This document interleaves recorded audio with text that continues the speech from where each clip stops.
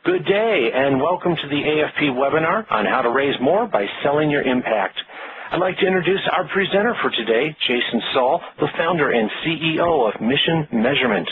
Jason is one of the nation's leading experts on measuring social impact, and he helps corporations, nonprofits, and public sector clients to measure and improve their social impact. Jason, we're so very glad you can be with us today, and the podium is all yours. Great. Thank you very much, Colin, and it's great to be here and to talk to you all today. I want to share with you some insights that I've gleaned from the research that we've been doing. My work focuses on one very basic question, which is how do we know if we're really making a difference? As we think about the issues of measurement that have come up lately and how prevalent that question comes up with respect to either accountability or evaluation or reporting or any of these things. More and more today we hear about this question of, are we really making a difference? How do we know if we're making an impact? And the last book that I wrote, called The End of Fundraising, was based on the research that I did on trying to understand the influence of measurement over fundraising decisions of donors.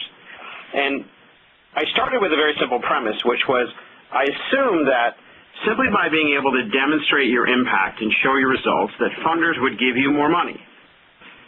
What I found was that hypothesis was startlingly wrong.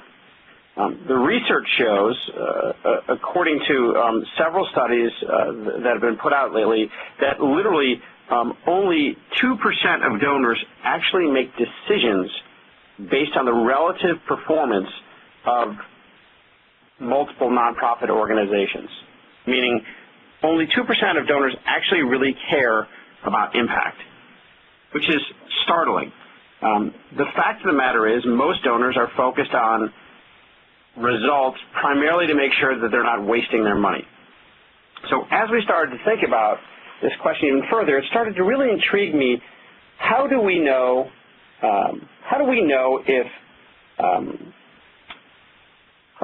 what will really trigger donors' response? How do we control or influence a donor's decision? If measurement and results doesn't influence it, what possibly would? And then I started looking at the data around fundraising. And I don't know if all of you have seen these statistics, but it's actually quite startling. The cost per $100 raised for nonprofits is so dramatically higher than fundraising in almost any other area of the market or of sort of social change. And I started to really key in on the question, why is it so high? For every $100 raised, it costs nonprofits on average $20 per $100 raised. And I really wanted to think about that, and so we started doing some analysis, and what we really realized was that, yes, some may say that nonprofits are inefficient. Yes, some may say that there are a lot of donors out there and it's difficult to distinguish, and others may say that that it takes a lot of time and effort and follow-up. But the simple fact of the matter is that the real reason why fundraising is so high is this. We have no leverage. When you really think about it, and you're sitting in front of a program officer or a donor, no one has to give you any money. No program officer at a foundation is going to get a bonus if they give you a grant. And no one's going to get fired if they don't. It's nice if they do, but the fact of the matter is there is no direct benefit to any donors or funders for making a decision to fund a nonprofit organization. It's just a nice psychic benefit that most people get.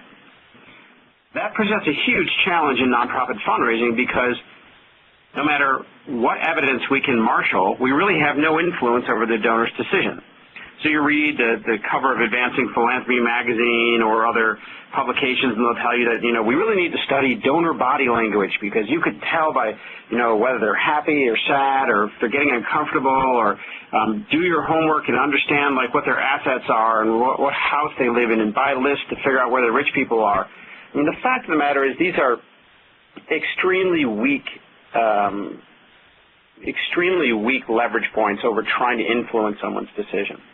So if we really want to understand how to make huge impact in the world, we have to be able to influence the flow of resources to our organization. And what really struck me was, and what really drove the research behind this work was, how do we use measurement to drive and influence decision-making of donors? Now, many may say that, measuring impact is really difficult, and it certainly is. I had one woman in the back of my class not too long ago say, well, Jason, I hear what you're saying about measurement, and, I get it, but you don't understand. I mean, we're doing God's work. You can't measure what we do. I mean, we're taking prostitutes off the street and putting them back in affordable housing and trying to get them back into society. I mean, you just can't measure that. I thought for a second. I said, well, it's interesting because they taught me back in Sunday school that God measured his own work, right? I mean, he built the world in 6 days and rested on the seventh. So we know the benchmark for building a world is 6. The fact of the matter is, measurement is hard, but it's absolutely doable. And what I want to cover in this presentation is a couple things. One, to understand who we're raising money from and what are the influences over those donors. 2, to understand how measurement can play a role in that. And 3, to understand the implications for fundraising of how do we weave different types of information into the fundraising pitches and the propositions that we're making. Let's take an example, I think, to kind of best illustrate this, and maybe we'll start to see where some of these conclusions are coming from. Let's assume that you're a runner and you want to run in the New York Marathon. You go to the running shoe store, you have $100 to spend, and you ask the running shoe clerk what questions.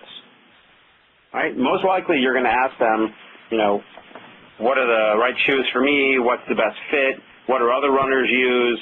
What's the best value? What's going to be the best shoe for my stride? Those types of questions. Now assume that you don't have any money. So you ask your mom for $100. She gives you $100. You go to the running shoe store. You come back home. What questions is she going to ask you? You got it, right? Can I see a receipt? How much change do I have left over? Can I see the shoes? I want to make sure you really bought them, didn't buy something else. That tees up the precise challenge that we have with measurement. The simple fact is that the people who are funding our work are not the ones who are consuming our outcomes. And that is the fundamental disconnect that makes the work in the nonprofit sector so challenging, right? So the donors that are funding our work, the big foundations, the individual donors, the wealthy individuals, they're giving money to us, and in return they're really looking for a psychic benefit, right? Some economists refer to it as the warm glow of philanthropy. But there's nothing that those donors get in return beyond that. On the other hand, the consumers of our outcomes, the beneficiaries, they have no money for the most part. And those folks value our outcomes, and they know exactly what we should be measuring because it's happening to them, but they have no influence oftentimes over our decisions because they're not providing the money. That is a big disconnect versus the whole way that the market works, where when you go to buy a pair of running shoes for yourself, you have the money and you're consuming the outcome. But no donor that gives money to a food bank goes to eat there. And no donor that gives money to a homeless shelter is going to sleep there. So how do we resolve that issue? Because that disconnect that's happening in the sector is what's driving measurement to be so difficult. Most of the donors, the research shows, are really just looking for accountability measures. Because they're not consuming our outcomes, they don't really care whether or not we have an impact. They want to make sure they didn't waste their money, but they don't really care how well or not well we did our work. And I mean that in a generous sense. I'm sure they care emotionally, but they have no stake in our outcomes directly. That challenge is what's making fundraising so expensive, is that we're literally chasing rich people, hoping that they might want to give us money when we have absolutely nothing to offer them other than feel good. And the fact is, feeling good is a pretty weak currency these days. There's a lot of feel good to go around. There's 1,400,000 nonprofit organizations out there. And if you exclude churches and religious institutions, that's about 1,100,000 organizations. Now, when you divide that by the $300 billion of philanthropy, which everyone thinks is such a huge amount of money, that's really only $200,000 per organization, right? That's absolutely nothing. So how do we resolve this issue? Because if we continue to chase feel-good money, what I call psychic benefit donors, who are all nice people, we know them, they're great, we are all going to have a very difficult time staying in business. So I want to propose to you a better way of making this PowerPoint work here. I want to propose to you a new way of thinking about our market, which isn't forcing ourselves between a false dichotomy of nice rich people who don't value our outcomes directly and beneficiaries who value our outcomes but don't have any money. There is a third way, which is thinking about impact buyers. And the sector has never thought about this before in quite this way. We've forced ourselves to chase the feel-good money when the fact of the matter is the way that the economy has been developing over the last 10 years has brought about a market where social outcomes now have real economic value. And there are a whole new set of stakeholders that we have not paid attention to before that directly value our impact, and they have an ability to pay for our outcomes. That is the market that will set us free. That is the market that will give us true leverage because they are actually consuming what we do and they have to have our outcomes. This session is about figuring out who those people are and helping you identify for your organization who are your impact buyers, how do you sell to them, and how do you make value propositions so that they will be able to support your work. There's a whole new economy that's taken place in the last, I'd say, 5 to 7 years that I call a social capital market. This is not philanthropy. This is a real economic force of market players that value social change and are willing to pay for those outcomes. We really haven't thought that way in the past. We've thought about nice rich people that give money to charity, and we've thought about business people that make money in the private sector and fund their operations, but the two have never really come together. And I'm not talking about social entrepreneurs, and I'm not talking about some philanthropic capital market or some arcane concept like that. I'm talking about the fact of the matter is every one of your organizations has upstream consumers that are free riding off the outcomes you create. I'll give you an example. Think about a food bank, right? And the food bank, one of them was in a workshop of mine recently, and they said, well, Jason, how do we sell our impact? I mean, who are our impact buyers? And I said, well, let's think about this. What outcomes do you produce? And they said, well, we give meals to hungry people. And I said, okay, well, that's not an outcome, that's an activity. So let's step back and think about what's the outcome. And they said, well, the outcome is, I guess, we're getting people to be financially self-sufficient. Maybe we're signing them up for food stamps. And I said, okay, great. So let's assume that we do that, and we know that from the research that 1/3 of all people eligible for food stamps don't receive the benefit because they don't know about it, they don't speak the language, what have you. So let's say that in your state you sign up 100,000 people for food stamps. The average food stamp benefit is $125 a month. That's $12.5 million a month of new economic spending that you've just created as a nonprofit organization. That's $150 million a year. Now here's another fact. 25% of all food stamps in America are spent at one store, Walmart. So now, when you think about it, you've just created $40 million of new revenue for Walmart in your state. Now, are you going to go through the back door to the head of the Walmart Foundation and ask her for a $25,000 grant?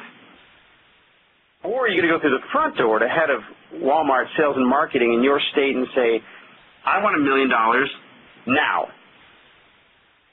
That's selling your impact. It is identifying those people that are benefiting from your work and have an ability to pay.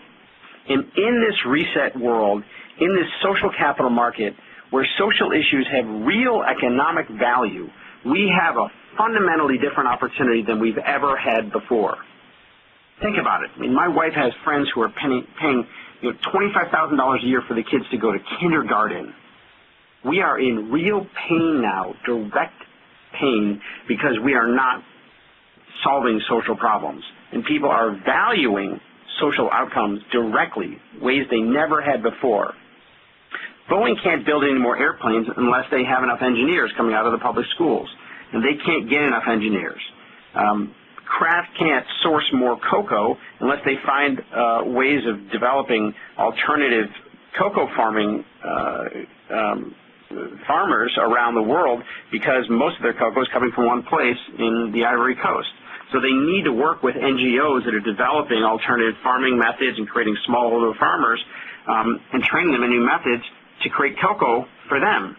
There is a direct interest in corporations, in service providers, in individual consumers, in Wall Street investors, in social outcomes.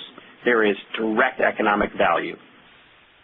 Companies spend today something like $23 billion on corporate social responsibility programs. Consumers, particularly those lifestyles of health and sustainability, LOHAS consumers, spend $230 billion a year on socially conscious products and services. We're spending $500 billion a year on education outcomes. There is a massive market for social change that we are completely ignoring by chasing feel-good money from nice donors. And I'm not saying that we should stop taking that money. Take it all you want. But the real opportunity to reinvent the nonprofit business model today is by tapping into impact buyers and recognizing the power of the social capital market. Because our traditional sources of funding are drying up. Last year, the federal government was $1.6 trillion in debt. Now check out this statistic. Last year, in the third quarter alone, corporations generated $1.6 trillion in profit in the third quarter alone. It was the largest profit ever recorded in corporate history. So where are we going to look for the money to fund our outcomes? It's not going to come from government. State governments are collectively $140 billion in debt.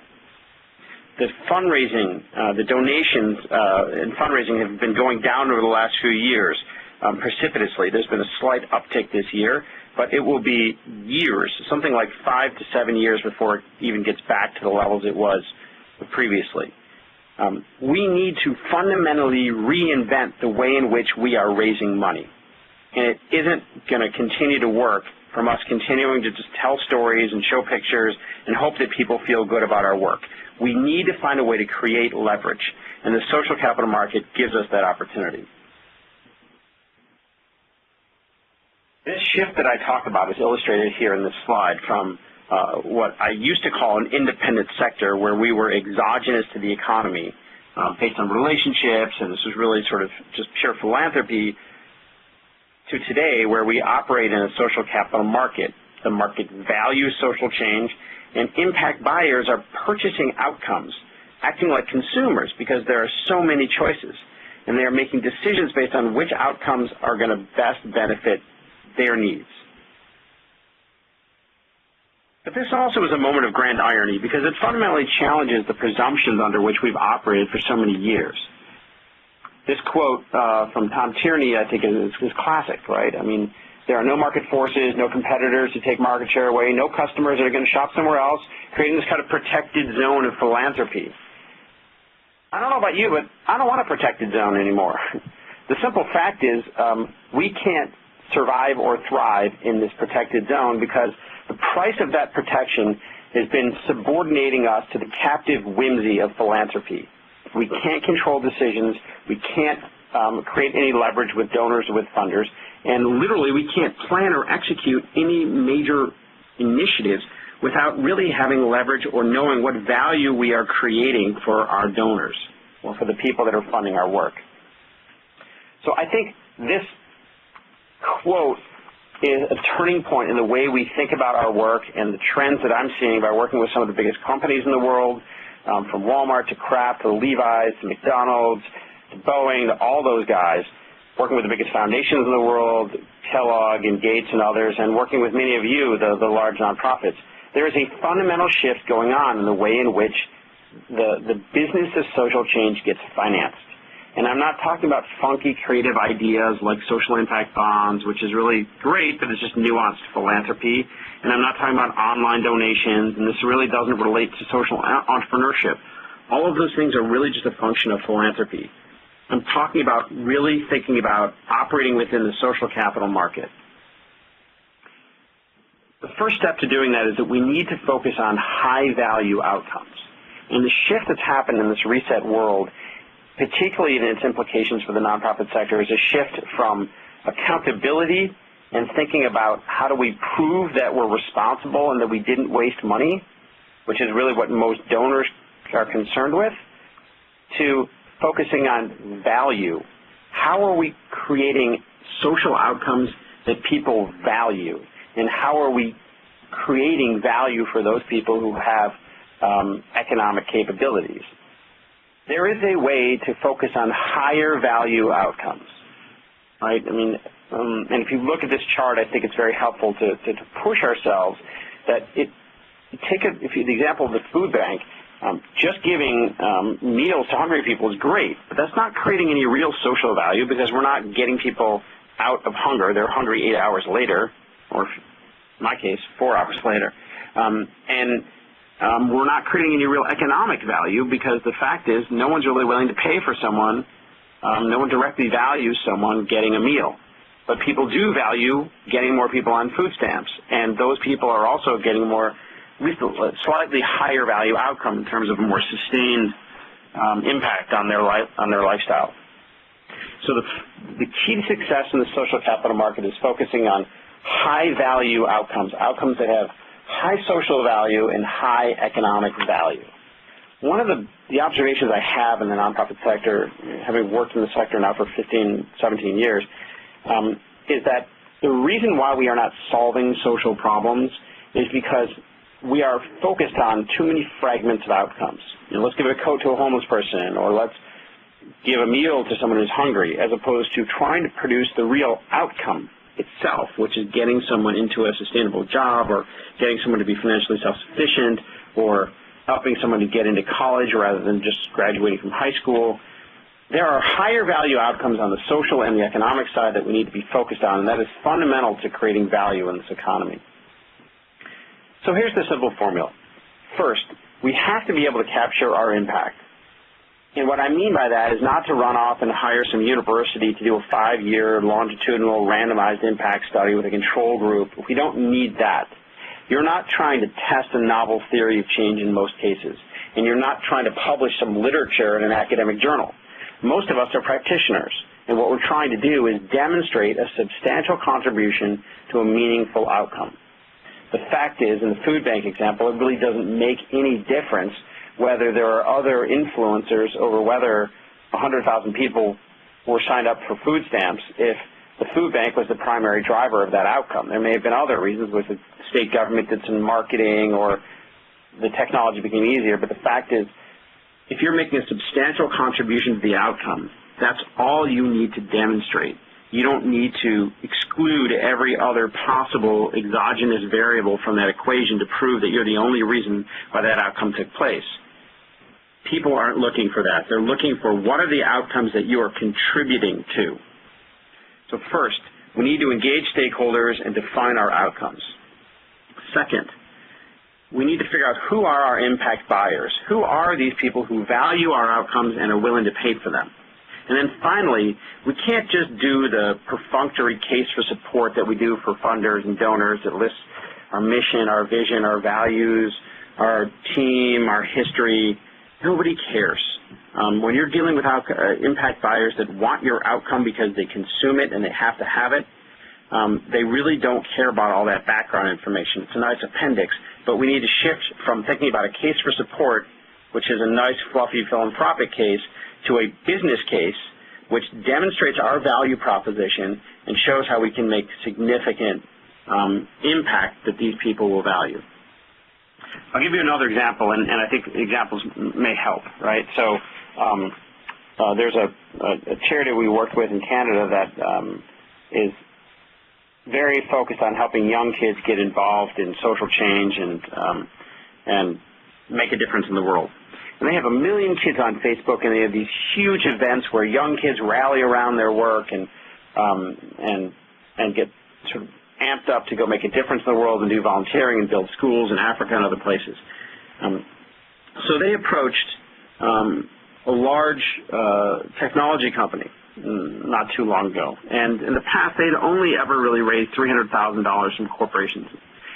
And these guys said to this company, you know, we really want you to be able to support our work. And the company was really excited about it, thought it was valuable, and thought their employees could participate and volunteers and other things like that. But what really got the company excited was they said, you know, we understand that you're having a problem with the youth market. 50% of young people aged 14 to 22 are using Android phones. The other 40% are using iPhones. And only 10% are using your product. So is that a problem for you? And the company said, yeah, you know, we're spending a fortune trying to market to young people. We really need to get more of them to be able to use our product. So these guys said, well, we think we can help. In fact, we have 1 million young people on Facebook. We have these huge rallies. We get young people involved, not only just sponsoring us, but we can help you get engaged with the market. We can develop new applications, help them communicate better. We can help you make your product more relevant to that market. So this year, that technology company wrote a $6 million check to this charity because they valued their outcomes. Not because they thought they were nice, not because they thought it would be a nice corporate reputation branding thing, but because they valued the outcomes that that charity could offer them. That's the example that I'm trying to key in on. And this isn't just with corporations. There are many other examples I'm going to share with you, but we need to start to think about who values our outcomes and who's willing to pay the freight for us doing our work. So take a look at this chart. Today, our typical stakeholders we think of as a philanthropic concept: beneficiaries, board members, donors, government, foundations. I want to invite you to think in a social capital market mindset about a new set of stakeholders. Stakeholders that I've called impact buyers. These are people who value your outcomes, meaning they consume those outcomes, and they have an ability to pay for those outcomes. Corporate partners are just one example. There are beneficiaries that can pay. Right? I mean, look at the whole micro-lending movement has made tremendous strides based on people living off $1 a day, paying as high as 30% interest for loans for them to be able to buy taxi cabs, for them to be able to buy goats and breed them, things that are creating direct benefits for those beneficiaries, and they have no problem paying 30% interest because they value the outcomes. And I think we in this country have done ourselves a disservice to some extent by ignoring beneficiaries who can pay. But there are many who value your outcomes, whether it's in education, whether it's in healthcare, the environment, or many other areas. Social investors are another example. These are foundations that are outcomes driven. I'm going to give examples of each of these. Service providers. These are others that rely on your outcomes to be able to produce the work that they do. And then finally, upstream consumers, the people who, as a result of you doing your work, they are able to benefit from the outcomes that you've created and be able to make revenues and income for their organization. So think about Ronald McDonald House for a minute and consider their stakeholder map. There are many stakeholders for Ronald McDonald House, and those of you probably most are familiar with them, but Ronald McDonald House is a home away from home for families with sick kids who are in the hospital and they need a place to stay that's in close proximity. When you think about these stakeholders, and we've done work with Ronald McDonald House for years, which one of them pops out as the most obvious impact buyers? It's probably not children and families who value the outcomes, but they probably don't have the resources to fund it. Suppliers to McDonald's have a lot of money, but they don't really value or do anything with the Ronald McDonald House. The grantees that they give grants to are nice, but that doesn't really help them. Donors are great, but when you start to focus on hospitals and corporations, it becomes a different story. Take hospitals, for example. Many of the hospitals support Ronald McDonald House primarily in kind. They give them space or they give them a free place to build a facility. But most hospitals actually don't spend or invest resources, actual financial money in Ronald McDonald House. And when you look at the list of the top children's hospitals in the country, 70% of them have a Ronald McDonald House or a Ronald McDonald program associated with them. So I went and spoke to the hospitals and I said, well, how do you think about Ronald McDonald House? Do you value what they do? And they said, oh yeah, we love those guys. I said, yeah, well, I get that, but I mean, do you really value what they do? And they said, oh, you don't understand. I mean, but for Ronald McDonald House, there's certain patients we would never get. Moreover, our doctor and our employee satisfaction scores are higher when they work with Ronald McDonald patients than when they work with all other patients because they have better proximity, they show up on time to their appointments, they adhere to their treatment plans, they're calmer, they're under less stress, they're better informed. Moreover, we have higher customer satisfaction scores from Ronald McDonald House on our Press Ganey reviews than we do from our average patients, which makes us better off. And lastly, we actually make more money. And I said, well, how do you do that? And they said, well, because of family-centered care, the Ronald McDonald patients actually heal faster. Those kids leave the hospital on shorter lengths of stay than the average kids for those types of illnesses. And that helps us turn over the beds faster, which helps us make more money because we can do more procedures. I said, well, that's amazing. So why don't you fund Ronald McDonald House? And they said, oh, well, they always just go next door to our hospital foundation and ask for 25 grand. We are selling to the wrong people. We are selling feel-good to psychic benefit donors when we need to be selling value to impact buyers. And that is the central argument of my whole research and this presentation. And I want each of you to start to think about who are your impact buyers and how can you demonstrate the outcomes that you are producing and show the value you are creating to them. Another example in the McDonald's world is with the company itself. Now, most people don't know this, but McDonald's only supports 10% of Ronald McDonald House. Most of the money comes from other donors and philanthropy. But when we did the research with the company and we found that moms, which were their core consumers, were more likely to revisit the store if they knew someone who was benefited by Ronald McDonald House or if they knew about the charity. They were 2 to 3 times more likely to revisit the store than if they didn't know. Based on that, McDonald's made a massive investment, much greater than they had before, in Ronald McDonald House because they saw the value and they valued the outcomes, not just because they felt good or because it was the right thing to do, but because they directly valued that. And Ronald McDonald House has started to be able to build a better business case to show the value they are creating to an array of different stakeholders so that they can start to create leverage and have influence. Let me give you a quick sketch of the other impact buyers and then give you some tips on how to make this work for you. So social investors. These are outcomes-driven funders. I contrast those with what I call idiosyncratic funders. Funders that are like, the grandmother of a family foundation who says, we support healthcare and local community benefit organizations, all right? Just generic categories of things. There's no articulated outcomes. There's no real clear drivers for the foundation. It's just a nice thing to do, and whoever they feel like giving money to, they can. But there are more and more foundations that are outcomes-driven. Robin Hood Foundation is a perfect example. I'm sitting here today at the Skoll Foundation, speaking from one of their conference rooms. They're an outcomes-driven funder. The Global Impact Investing movement is all about outcomes-driven funding. The federal government is much more outcomes-driven now in their funding. So that gives us an opportunity to create leverage, because a social investor is someone who has allocated a set of money to an outcome and is looking to buy that impact. And we can make a case to them that we're the best, most effective organization for producing that outcome, and we can make a real influence over their ability to deliver on the outcomes that they value. So those are social investors. Another type of impact buyer is a beneficiary that can pay, right? I talked about Kiva.org, the online giving where you can make micro-lending is one example of that.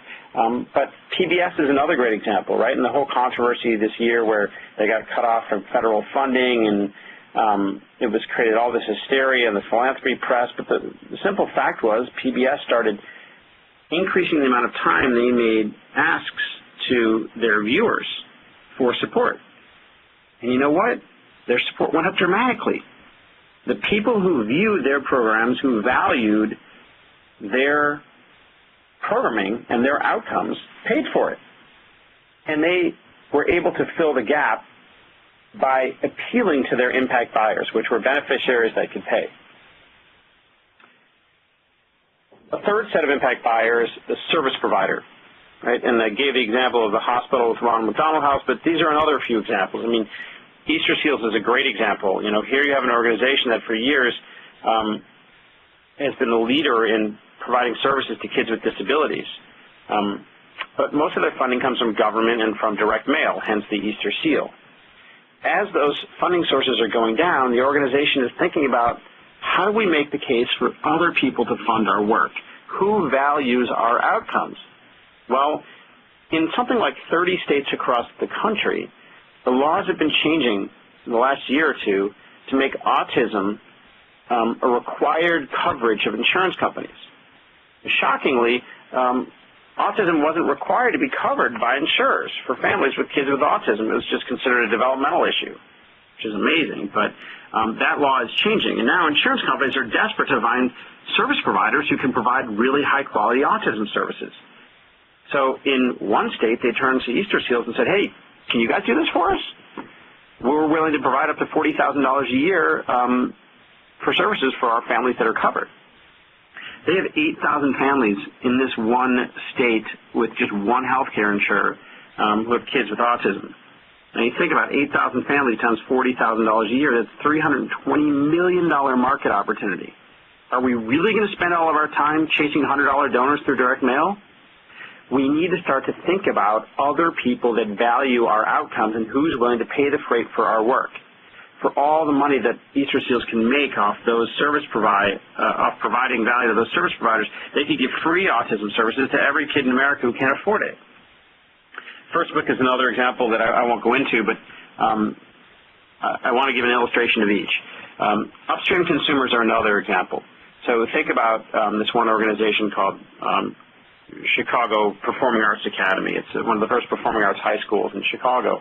And it's a charter school. And I met with the executive director and I said, so how's it going? And he said, well, you know, it's great. You know, we raised $2 million to get this thing off the ground and it's really successful and we're just having a great time. And I said, well, that's fabulous. So what are you going to do next year? He said, well, you know, we have to raise another $2 million. So wow, that's a lot of money. How are you going to do that? He said, well, you know, we have a lot of wealthy people on our board and local foundations. And I said, well, okay, but what if those local foundations change their minds? Or what if those wealthy people don't get big bonuses this year from their investment banking jobs? Who's going to pay the freight? And he said, well, I don't know, what choice do we have? And he said, well, let's think about it. What outcome do you produce? And he said, well, we're creating the next generation of performing artists. You know, the best young talent in America we're putting through our school and helping them get out into the world. I said, okay, now who values that outcome? And he said, well, you know, Juilliard and some of the other performing arts colleges are always coming around asking us for who the best talent is. I said, okay, there's an upstream consumer, right? They're relying on you to produce high potential kids that they could pay a lot of tuition to go to their schools. So that's a upstream consumer and a potential impact buyer. Who else? I said, well, you know, Columbia Records, all the big, you know, record labels are always looking for the hottest new singers. impact buyer, corporate partner. Who else? You say, well, you know, a lot of the cultural institutions are looking for the next opera singers and the best actors and talent, and they're always looking to be able to cream those out of our graduates. Exactly, right? There's another service provider who's benefiting from your work. So whether those people can pay directly or whether those people can partner with you to get grants together to build a pipeline for that talent, there are creative opportunities in people who you have leverage over who have to have what you produce that you can raise money from in a much more high-leverage, highly effective way than, frankly, just glorified begging, which is going to wealthy people, buying donor lists from Blackbaud Analytics and all these other people based on who owns what assets and then sending direct mail and hoping that they might want to give us money. We can't survive that way going into the future. Finally, another obvious impact buyer is corporate America. And I gave the example of Kraft and how they're really challenged in cocoa in trying to diversify their source of cocoa. So all those organizations that are producing better skilled, better trained farmers around the world and looking for ways to create jobs for them should go talk to Kraft. And instead of asking them for money for a hunger campaign or to support a Boys and Girls Club, go to them and say, hey, we can help you with a business problem. We can help you create value. And we want you to support our organization not just because we're nice people, but because we will benefit you as a result of producing the outcomes that we create. So what do you do about this? First thing we need to realize is that we need to fundamentally change our model of thinking about fundraising. It's not about you, it's about them. Most of us focus on our need to sell, not the customer's need to buy. So we go and we say how great our nonprofit is, and we're so great, and look at all the people on our board, and look who else has funded us, and here's the awards we've received, and look at pictures and videos of all the great things we've done. Nobody cares. It's nice, and I'm sure people really feel emotionally for the work that we're doing, but the fact is that will not create leverage anymore because everybody else has got the same stories and the same feel-good sell. If we want leverage, we have to figure out how are we going to produce outcomes that these people need to buy. We got to start selling painkillers, not vitamins, if we want to be effective in fundraising. Finally, there are 7 sort of laws of selling your impact that I've identified through my research. And the first, the obvious one is we got to start going through the front door, not the back door. We don't need to beg and be supplicants anymore and ask people just to, out of the goodness of their heart, give us money. We can say, you know what, you have to have what we produce. We are educating the best kids in science and technology and math, and you need to get those kids to your company or to your colleges because you're lacking those outcomes. Or we are harvesting vital resources by protecting water supplies, and you, Coca-Cola, and other people that are relying on safe sources of water value that outcome and are probably willing to pay us for it. We need to start to connect through the front door, through the marketing departments, through the hospital administrators, not the hospital foundations, from the personal decisions of consumers, not the philanthropic decisions of donors. Finding the way through the front door, not the back door. That will also lead us to liberating ourselves from this oppressive way of living under a cost-plus scenario where funders, because their primary motive is to make sure that they didn't waste money and that they're accounting for their fiduciary responsibility, their primary objective is to make sure that they barely cover the cost of your operation. So give me a grant proposal, show me how much you pay everybody and what your overhead is, and we'll pay you the bare minimum in overhead, and we'll cover the cost of the few people that are working on this project. Do you think Walmart actually asked the food bank that was generating $40 million in new food stamp buyers for them what the cost was of how many people it took to generate those new people to be signed up for food stamps? They didn't care. They're value pricing buyers. You're creating $40 million worth of value for them. They're going to give you $1 million because it doesn't matter. That technology company that gave $6 million to the Canadian charity didn't care what it cost the Canadian charity to produce that. It was worth $6 million to them. And if we want to get out of this mode of having crappy offices and not having quality equipment and not being able to hire the best and the brightest people and pay ourselves a fair wage, we need to think about a different business model. And that business model is predicated upon us demonstrating value and charging for value, not for our costs. Third, we got to know our customer. We got to understand what are their key drivers, what are their pain points, and where can we create value for them. It's about selling painkillers, not vitamins. That's one of the early lessons I learned. And it's about selling outcomes, not programs. We can't keep going in and describing our program and talking about how great it is and all the things we do. We need to start to say, these are the benefits that flow from our program. These are the people that we're helping. These are the jobs that we're creating. This is the economic activity that we are producing.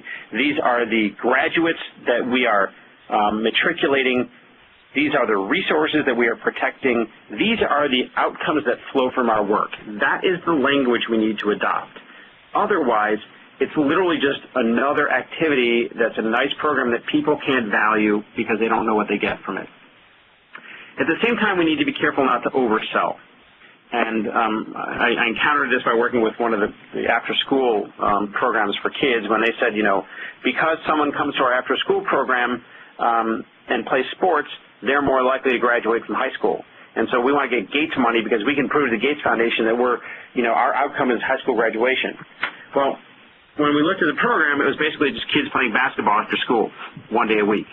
I mean, there was really no substantial contribution to that outcome, and it created a major credibility problem by trying to oversell or stretch the reasonable outcomes that flowed from the work, as opposed to being able to make a powerful argument about demonstrating either through research or through empirical data that you are making a direct contribution to approximate set of outcomes from your work.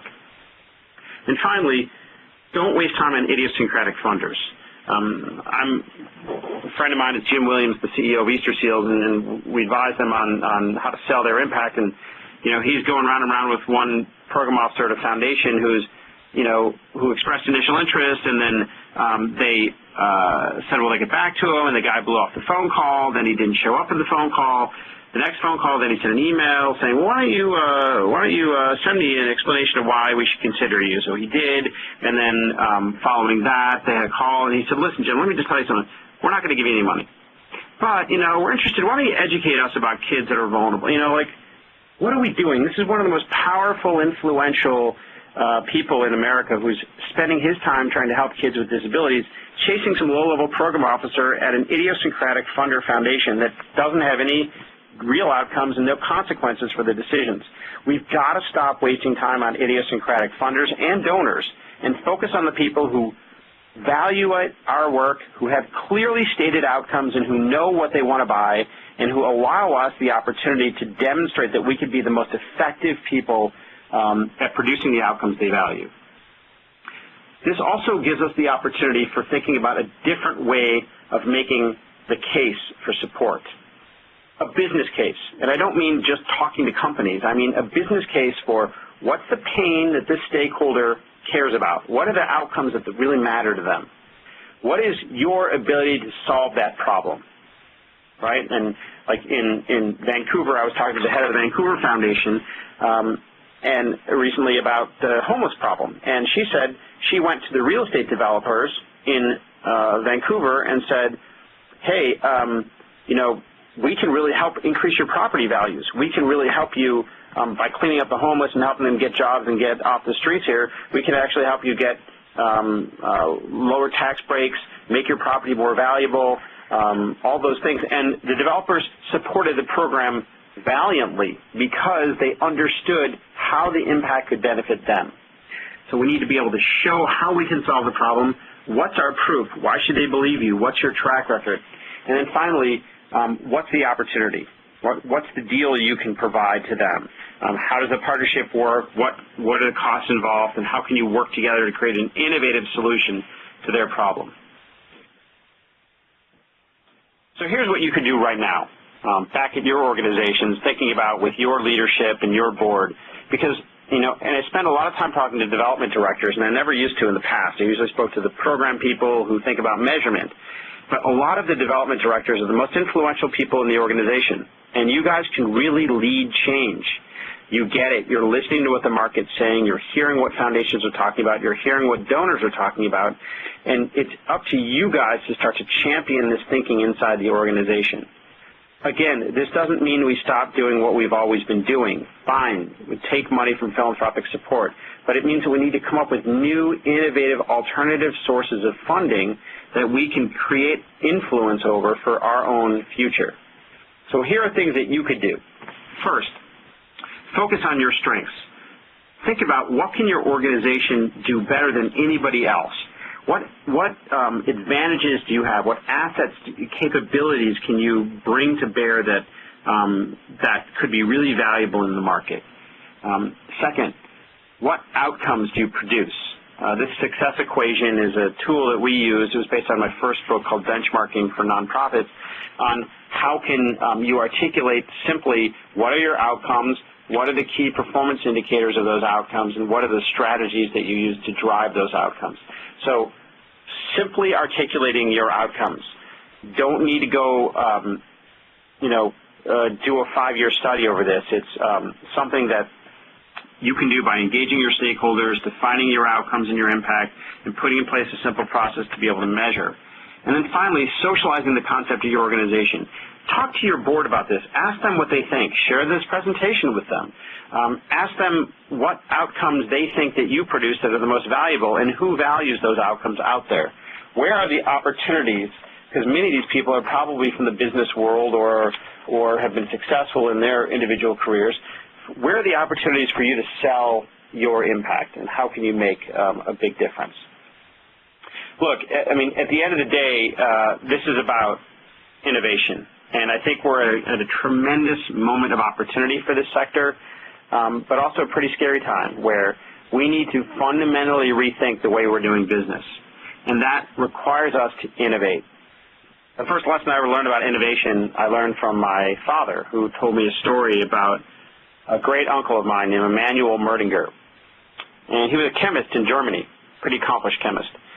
And for years, he worked in Germany and pursued his career.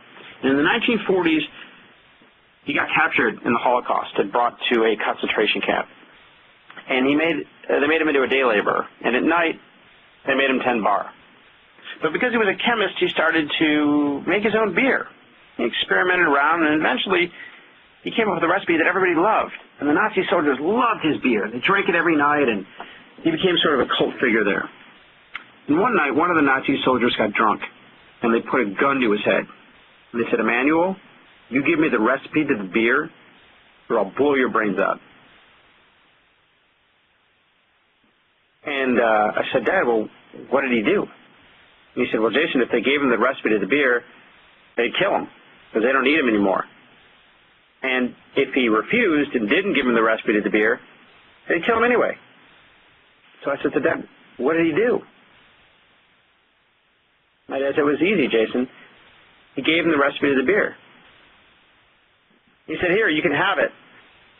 It doesn't matter because I change it every week." And he survived the Holocaust by innovating, by reinventing his beer.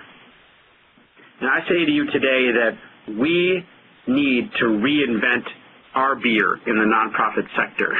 It is time for us to innovate, to fundamentally think about creative, entrepreneurial, new ways of raising money that isn't the same stuffy old straight-up philanthropy stuff that we've been doing, because there's too many nonprofits doing the same thing, and there's too much opportunity in the social capital market for us to not seize on. But it will require you all to be innovators. So I want you guys to be the Uncle Emanuels of the nonprofit sector and reinvent your beer. Thank you very much for listening today. I welcome your questions. Well, Jason, thank you very much. Everyone, in order to submit your questions, if you went into the full screen mode, you can back out of that now by hitting Escape or F5, and then you'll see the Q&A in the top there. And Jason, the first question, could you please explain the painkillers, not vitamins concept again? Yes. What I mean by that is that there are many sort of nice things to do for people. So, for example, helping people to get more kids to stay in school is great. But producing graduates is an outcome that's solving pain for families and for individuals and for companies. Who need those graduates? So it's really about finding outcomes that you can produce that are necessary, not just nice. I'll give you one other example. There was an organization that was at a recent workshop I did, and they said, well, Jason, how do we sell our impact? We are a homeless shelter for 9 pregnant women. How in the world are we going to do that? You know, what's the painkiller for that? I said, well, what are your outcomes? And they said, well, you know, we help pregnant women give birth. And I said, okay, who values that? They said, they're the pregnant women, but they don't have any money. I said, okay, well, where else can you solve pain in the market? I said, for example, what happens if you don't exist? And I said, oh, they all just show up in the emergency rooms of the local hospitals. Ah, okay. Well, why don't we go to the local hospitals and ask them how much money they're losing every month from having homeless people in their emergency rooms that are taking maybe Medicare, but probably nothing, that are costing them opportunities to serve insured patients. They could be making tens of thousands of dollars. It's probably millions of dollars a year. So by going to those impact buyers and saying, hey, you're losing millions of dollars a year. We can solve your pain. Why don't you give us $500,000 and send all of your pregnant homeless women to us? We're set up and able to serve them. It's better than going to the hospital and selling a vitamin, which is, hey, we're a homeless shelter, we're really good, will you support us from your foundation? That's what I'm talking about. Thank you. Now here's another question. What about universities, arts and cultural institutions, hospitals, of course, that you just touched on, that are giving a tangible benefit to donors? Much philanthropy does directly support the rich.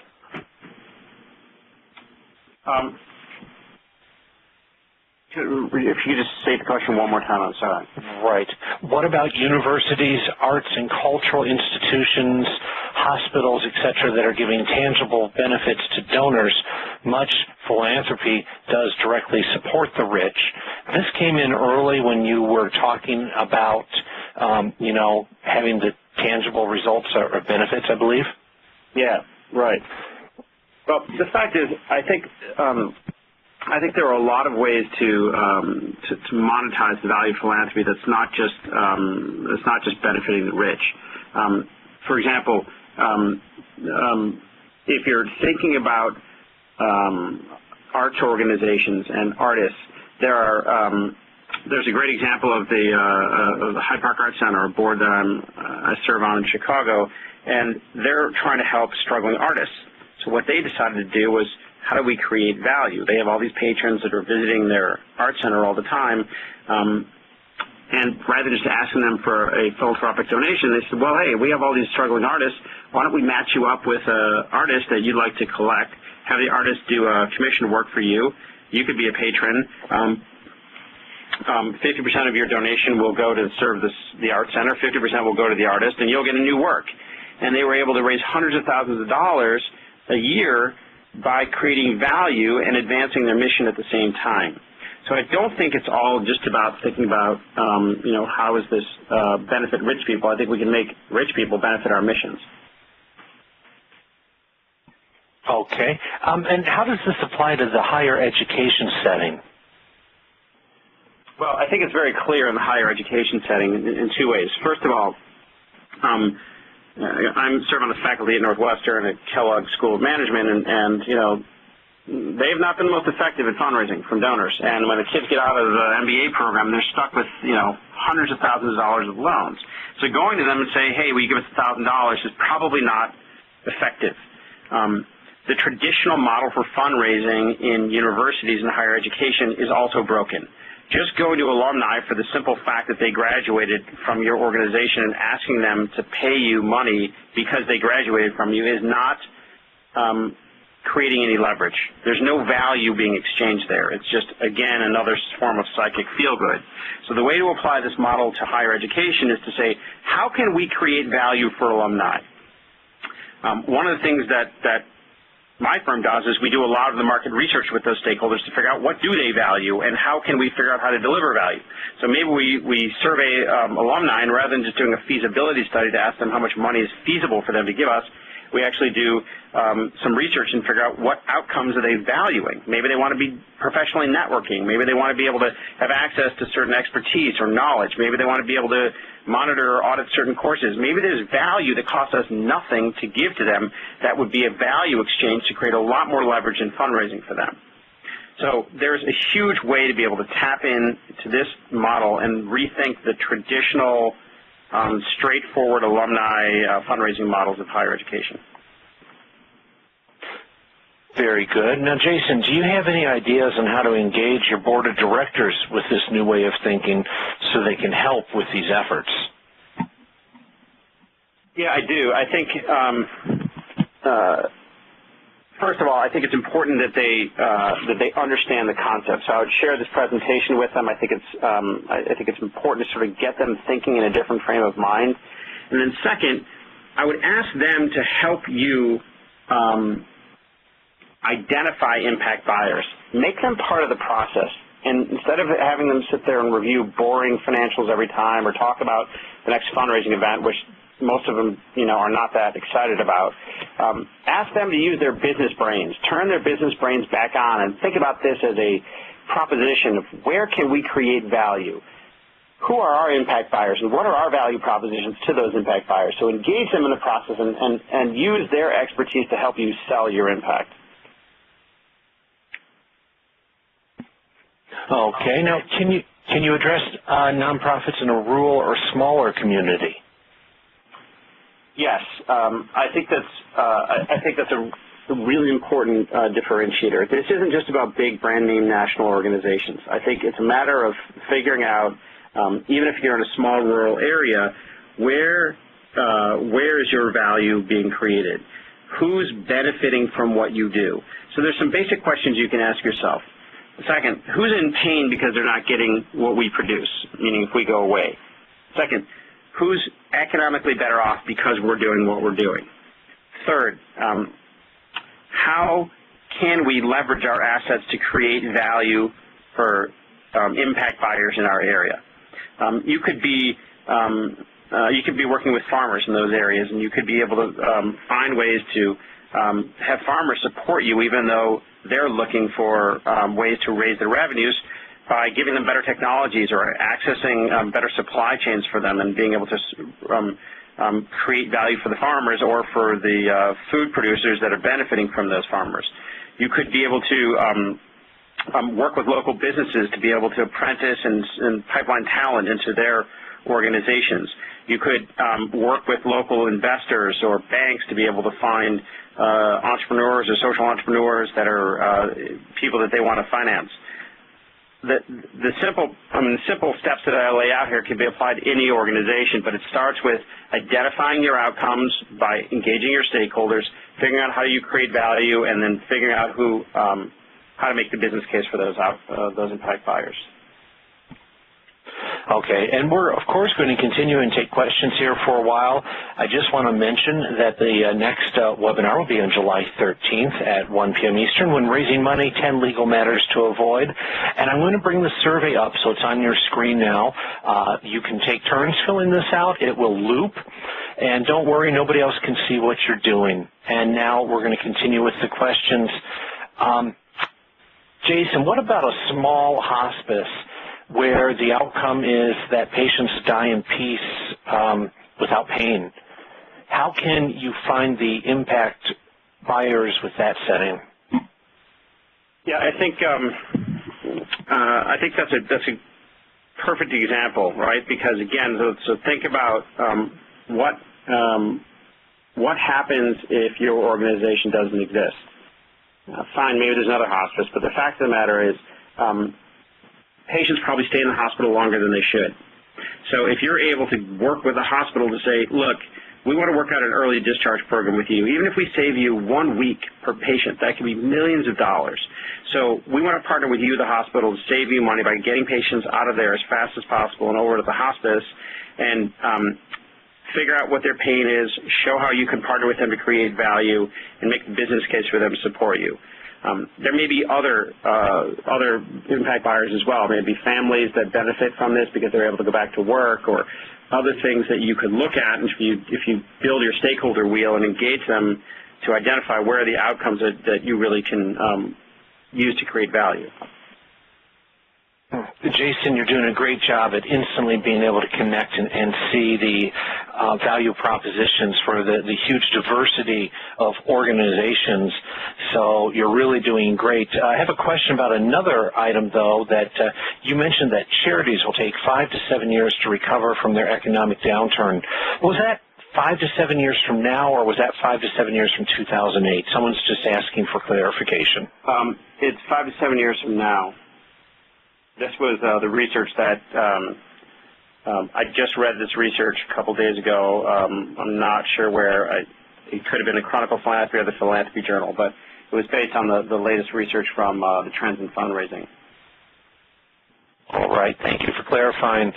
Another question. How does an organization stimulate or create interest among the impact buyers? Yeah, well, I think that's a great question. What I recommend is it's sort of the other way around, right? So rather than going to get them interested in you, you go in there and show that you're interested in them. Say, listen, I'm not here to get a grant right now. I want to learn about your organization. Help me understand where's your pain. Help me understand what are you struggling with.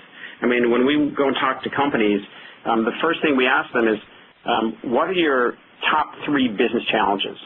It doesn't really matter what are your what social issues you're interested in. What are your top 3 business challenges? One big food company we talked to recently said it's very clear. I mean, our biggest business challenge is 1, we need to be able to lower commodity prices. 2, we need to be able to access the Hispanic market. And 3, we need to be able to keep our employees engaged and lower turnover.